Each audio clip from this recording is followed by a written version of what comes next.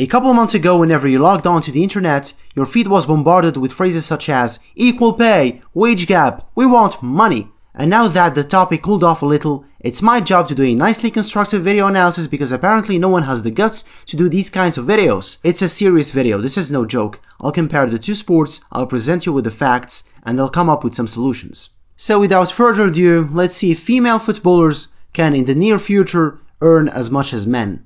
Football is a product, and the product they are selling is entertainment. People decide to pay and watch football because they like seeing their favorite players chasing a ball. It's not a charity act. Male footballers get paid more because they provide more value for their clubs and organizations. Men's football was established before. They have higher standards, the viewership is higher, hence sponsors taking the risk to invest. As of today, they earn less because of basic economics. There isn't much demand, which means the earnings are lower. Fortunately, women's football is progressing, and in a few decades their situation will improve. Men needed more than a century to earn millions, so why the rush? Just let it sprout organically, right?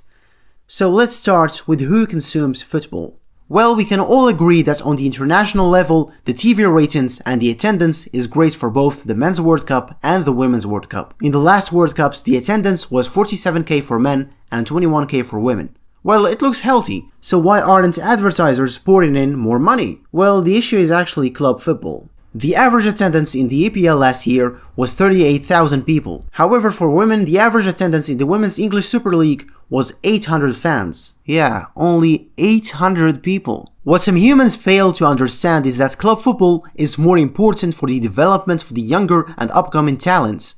Who do you think teaches football rules and tactics to young players? Who do you think supervises them since their childhood? It's football clubs. It's Barcelona, Chelsea, Ajax, and thousands of other clubs who take the risk and invest and give shelter to the kids. It's the private sector that's in charge of developing elite future talents, and not the football associations. Filling up the whole stadium with fans in the 2019 World Cup final won't improve their situation, because the money is not going to the right place. Want an easy fix? Well, fans and especially women should just start watching more football, buy tickets, attend matches, and support your fellow women. Case closed, we've just fixed the sport, right? Oh god, no. I forgot something, not many women watch sports in general compared to men. We're talking about consistency here and not a couple games per year. So why? I tried to find something on the internet about the topic and I only found boring stuff like gender bias and girls are conditioned to watch men's sports since their childhood and blah blah blah blah blah, which totally misses the point. Football is entertainment, and you can't force anyone to watch it if they don't like it. Women just like watching other stuff like soap operas or reality TV shows or beauty channels on freaking YouTube. Men like it because of the competitive factor, I guess. It's ingrained in our DNA. Men are made for physical labor. I always like to make the analogy between modern team sports and war. Gladiators. Men just like fighting and clashing against each other. It's been like this for thousands of years, and it's never going to change. Well, there are sports who have a bigger following for female athletes, like gymnastics and ice skating. You know, feminine activities.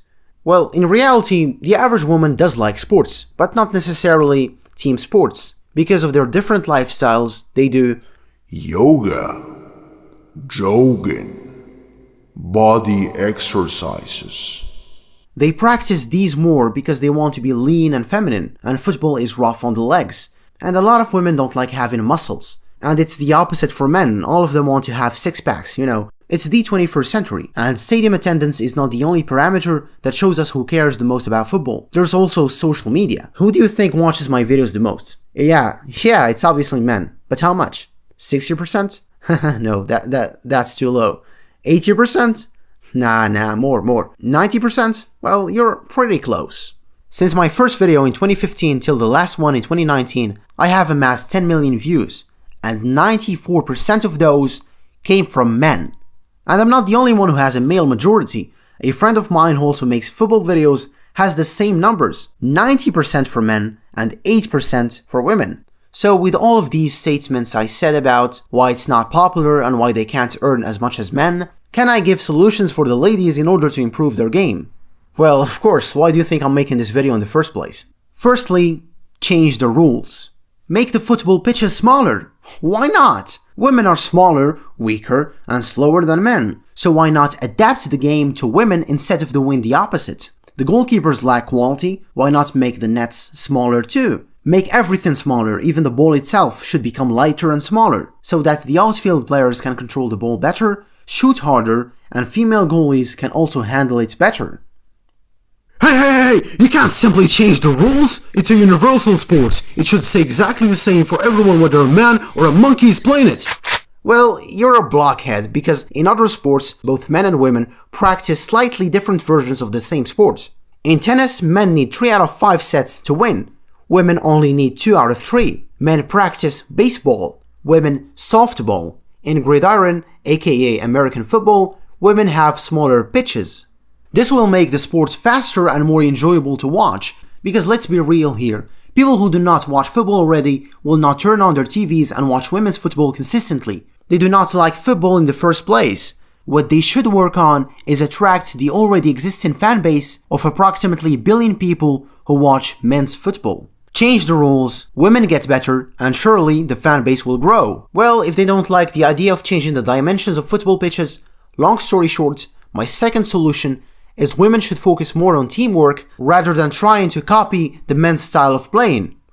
What's the fastest thing in a football field?